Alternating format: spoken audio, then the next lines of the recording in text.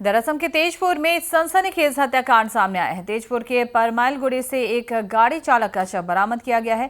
शव की शिनाख्त रहमान अली के तौर पर बताई गई है। जानकारी के मुताबिक बीती रात एक फोन कॉल के बाद अली अपने घर से निकला था, लेकिन सुबह स्थानीय लोगों ने सड़क के किनारे अली की बाइक बरामद की। लोगों ने जब आसपास देखा तो एक तालाब के पास ही अली का शव भी बरामद किया गया।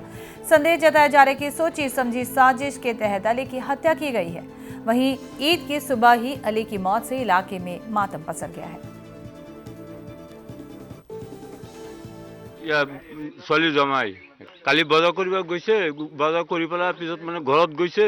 যোৱাৰ পিছত মানে মোৰ ঘৰলৈ যাব কথা আছিল, পিছত মানে ইয়াৰ লগৰীয়া মানুহজনী ফোন কৰিছে, ক'লে এতিয়া মোৰ ঘৰত যাবলৈ নোৱাৰে, ৰাতিপুৱা যাব বুলি কৈছে। ক'লে বেলেগ মানুহ মাতিছে, তাত যাব লাগে। এইটো কাৰণে পিছত মোৰ ঘৰলৈ যোৱা নাই। আমি ৰাতিপুৱা আহিছোঁ, চাইছোঁ বহুত ভিৰ লাগি আছে। গাড়ীটো আছে এক জেগাত, মানুহটো আছে এক জেগাত, কিন্তু চব গাড়ীত চাইছোঁ যে এনেকৈ ধূলি চুলি লাগি আছে, চাবি টাবি চব লগোৱা আছে, মানুহটো কিন্তু তাত পৰি আছে। এতিয়াতো মাৰ্ডাৰ হ'ব পাৰে। এনেকুৱা ঘটনা আজি নতুন নহয়, এনেকুৱা আগতো তেনেকুৱা ঘটনা ঘটিছে। আচলতে এটা ৰহস্যজনক মৃতদেহ ইয়াত পৰি আছে, নিশাৰ ভাগত তেনেকৈ দেখা পোৱা গৈছে।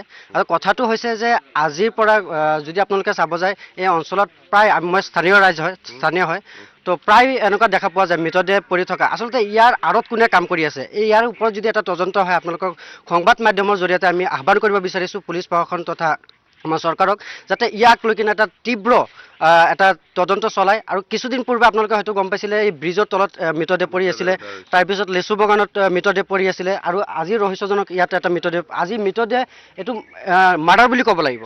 যি ৰহস্য আমি ঘটনাস্থলীত আহি কিনে দেখা পাইছোঁ, বা আমি স্থানীয় যুৱক হিচাপে আমি যেনেকৈ গম পাইছোঁ, এটা মাৰ্ডাৰ হয়।